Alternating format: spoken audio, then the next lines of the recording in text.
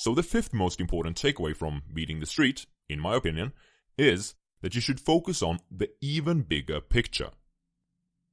Imagine that you are living in Sweden or some other country with seasonal weather conditions.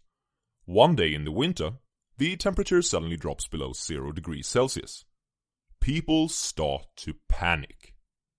It was 30 degrees just a couple of months ago. What is happening? Is it the beginning of the next ice age?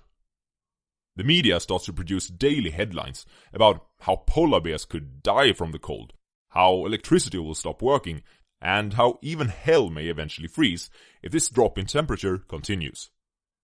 A silly scenario, you say? Absolutely, but it's not much different from this one, which has happened on multiple occasions.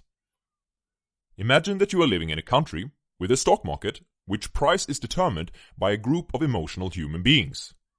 One day, after a bull market, stocks suddenly drop 10% from their previous high. People start to panic. The Dow Jones was 27,000 just a couple of months ago. What is happening? Is it the beginning of the end of the financial system as we know it? The media starts to produce daily headlines about how stocks may eventually become worthless pieces of paper, and how investors should switch to money in the bank and bonds if they don't want to risk personal bankruptcy. Equally silly, yet this is a reoccurring thing, from which we don't seem to learn very fast. Just like with the weather, stocks go through numerous cycles. This is a natural thing, as the price of the market is determined by you, me, and a bunch of other emotional characters that swing from optimistic to pessimistic, and then back again.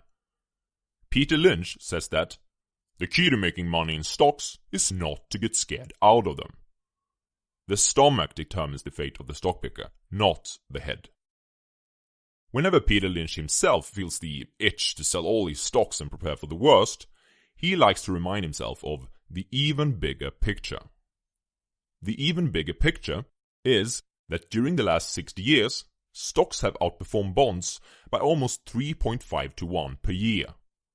And let's not even discuss money in bank accounts here. Despite the thousands of reasons that we've seen that the financial world may come to an end, stocks have been returning on average 7.1% per year versus 2.1% per year for bonds after inflation. Besides, if total disaster actually does strike, money in the bank will be just as useless as stock certificates. But if disaster doesn't strike, which is a much more likely scenario, the stock picker will be the richer man in the long run.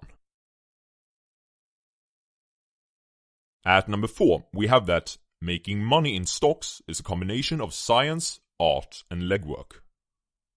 So, it's no secret that Peter Lynch became such a successful fund manager at Fidelity Magellan by investing in stocks.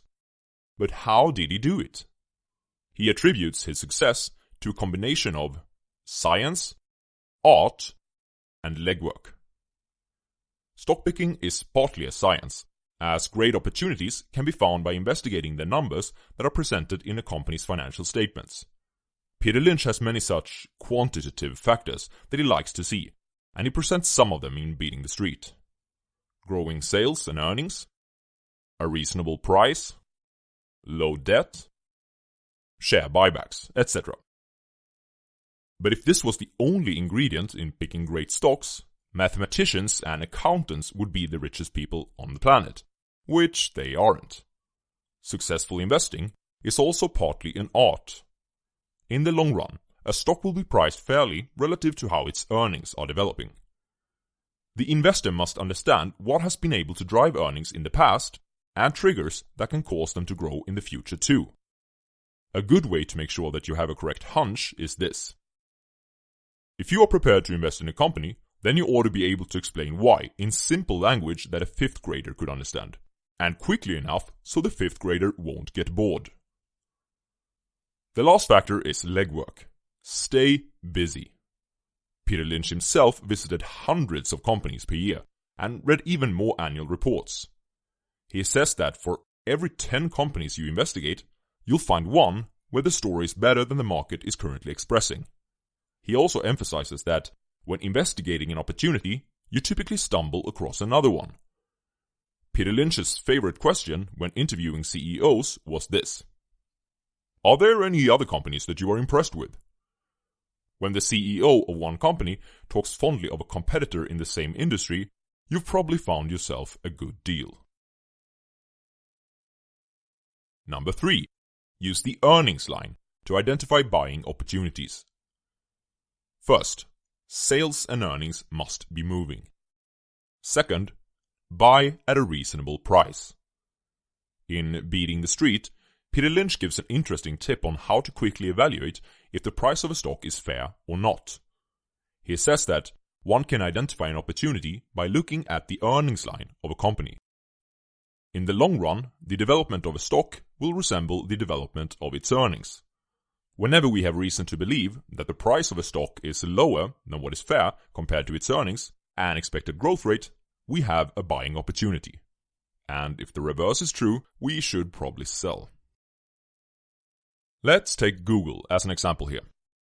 During the years 2008 to 2013, Google's earnings increased from $4.2 billion to $12.7 billion, which is equal to a yearly growth of 25%.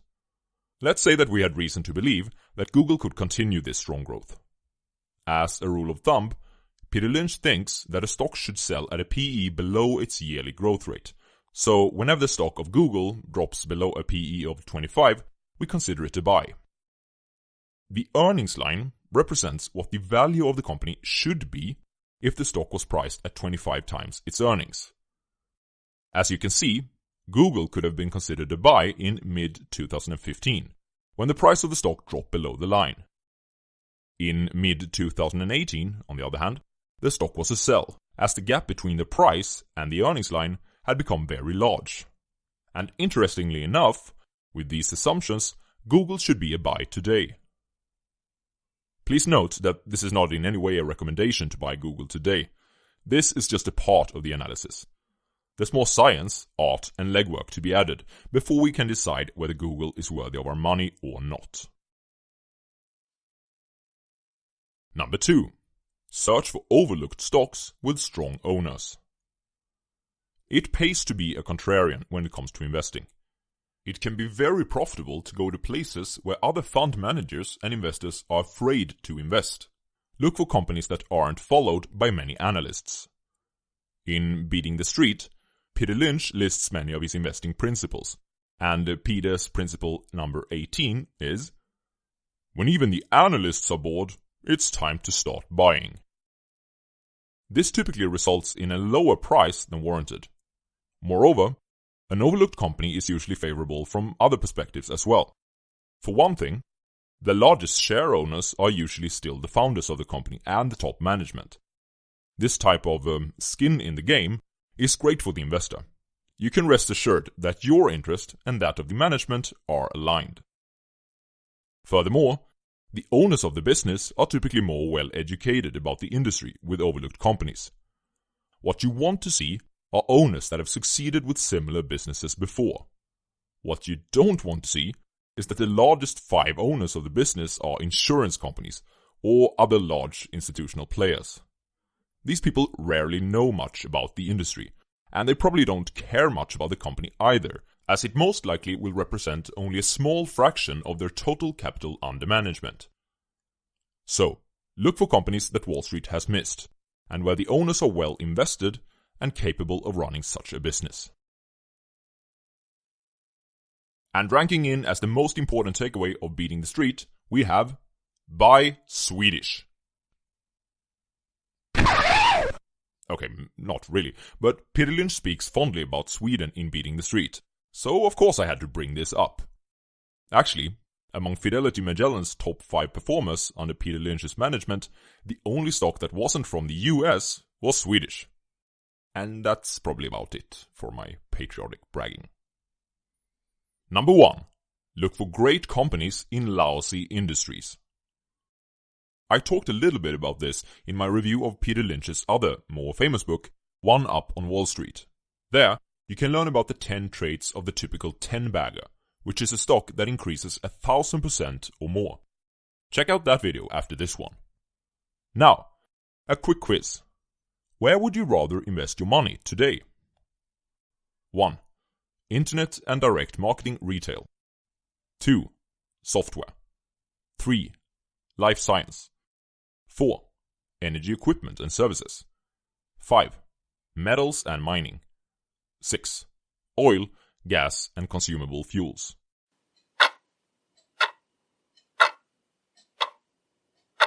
Which ones did you pick? According to research from Fidelity.com, 1 to 3 are the top 3 performing industries of the last 5 years, while 4 to 6 are the worst performing ones. Peter Lynch would probably shy away from the first group, and instead focus his legwork on the second one. Why? Because strong performance attracts competition. Everyone and his cousin would like to start a business in the first of the 3 industries, while companies are dying like flies in the second 3. Peter Lynch recommends that you should buy the strongest company, or companies, in industries where the general opinion is that things have gone from bad to worse. As competitors fall, the market share of these companies will increase, as will their profitability. It won't take long before the stock price follows too. If you want to learn about the 10 traits that Peter Lynch wants to see when he's looking for stocks that return more than 1,000%, the so-called 10 baggers, click on my video of 1 Up on Wall Street. Click the link now. See you soon.